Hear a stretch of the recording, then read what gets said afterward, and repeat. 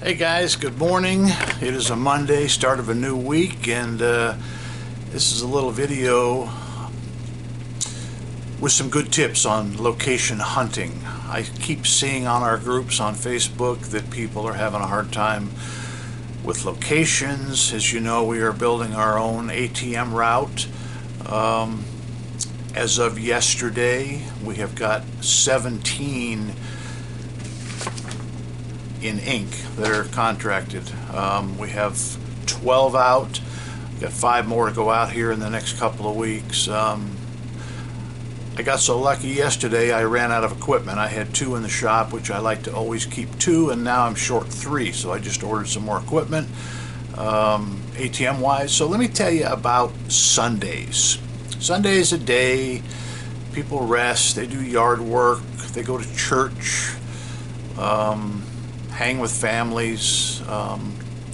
Luckily, my spouse, significant other, knows that she knows where the money comes from, and she helps. She has no problem with me working on a Saturday night or a Sunday afternoon or a Thursday morning. But anyway, so here's what happened. I go out to one of my little towns that's surrounding my route. As many of you know, I go from Needles, California, all the way through Fort Mojave, Bullhead City, Golden Valley, all the way to Kingman. It's about, I don't know, I've never really paced it, but I think it's 75 miles, something like that. So I go one direction.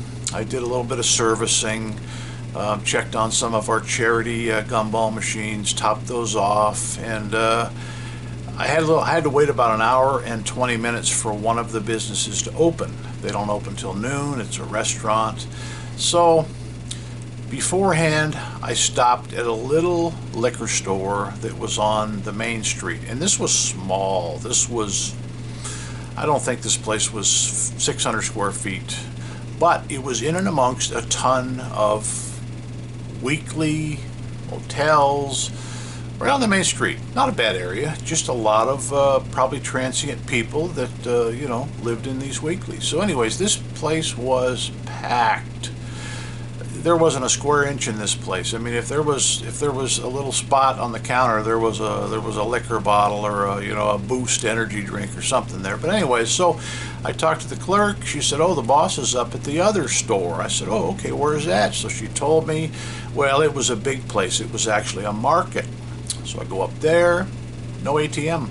They had lottery, big store, lots of room, established 60 years. Another area that was, I don't think there was a bank within 2.5 miles. Tons and tons of apartments. There was a community center nearby. So anyways, we made a deal for both the spots. So that's 2 and it's not 11 a.m. I go to a hotel that I had never visited. It was, I don't want to say an off-brand, but it was a name I'd never heard of. It looked just like a Best Western or a Holiday Inn Express. Nice place. And they were there working. Anyways, talked to that owner. They had room in the lobby. They had a little micro market set up there where people could buy drinks, snacks, and there was a couple of racks of souvenirs. No ATM. Clerk said, "Boy, we really need an ATM." Well, luckily on a Sunday, the owner who lived in Las Vegas, he was there. He called him down to the lobby. We chit-chatted. Nice guy. 30 minutes. Signed him up. That's number 3. It's about 11:15 now. Now I go back to the place that I had initially set out for, and this was a pizza restaurant that we had a charity machine in for the St. Jude's kids, and I knew they didn't open till noon, so I got there about 20 of 12, pulled up outside, and I saw the lights were on. So I thought, well, maybe I get lucky and the door will be open. I hate to bang on doors before people open and roost them. They're in there maybe mopping the floors. But anyways, the door was open. I walked in, and a lady who I'd never seen greeted me, nicely dressed, and she said, "Oh, I'm so-and-so, and I'm the broker, and this is their first day." And I said, "Oh," I said, "New owners?" She said, "Yeah, and boy, they've got big plans." So I introduced myself. I was dressed. I had my, company shirt on. And so anyways, here I was 15 minutes before the new owner was going to open for his first day in business. This was the first day they took over, which was ironically a Sunday. And he had his whole family there, his wife there. There was about 8 of them. And we sat down and talked, chit-chatted a little bit. And this was a business that did not do a lot of promotion. It was never one of our best spots for our charity, so we never really pitched them on other things, such as a crane or games. Plus, we've been short on equipment. We haven't really had any extra stuff. So, make a long story short, signed them up for an ATM machine. That's number 4. Now it's about 12:15. I head out of there, and I noticed one more liquor store, which was about a block from them, that I had not been in before, and this was a large liquor store. Once again, tons and tons of things for sale, a lot of trinkets. This was on Route 66, get a lot of visitors there.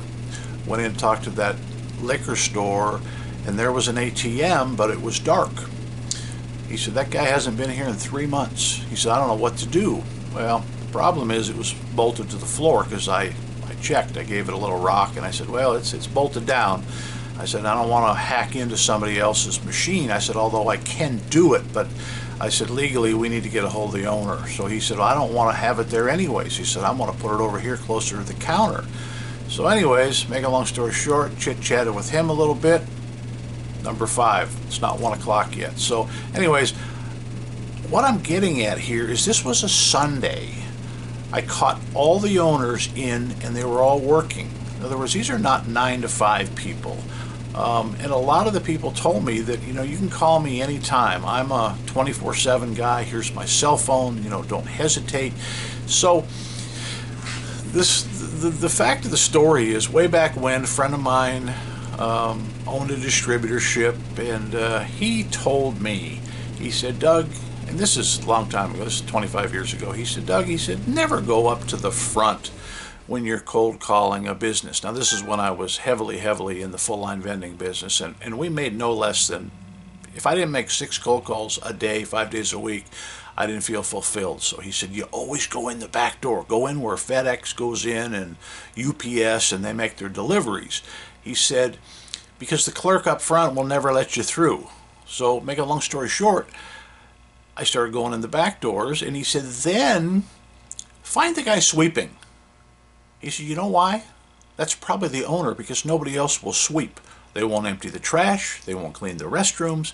He said, and this was kind of a funny guy. So anyways, that holds true a lot. Make a long story short, guys, people that have businesses, they are not afraid to work. If they are a successful business, they will put in those extra hours. They will be there in the evenings, and they will be there on Saturday and Sunday. So anyways, guys, it was a great day. I gave myself a tremendous amount of work. We have 5 more ATMs to install, and I'm heading to Southern California in a couple of weeks to do some cold calling there. So I'm almost a little bit afraid of what I might come up with, but I do have a couple of vaulters, cash vaulters lined up for our Southern California ventures. So anyways, guys, just a little encouragement for you.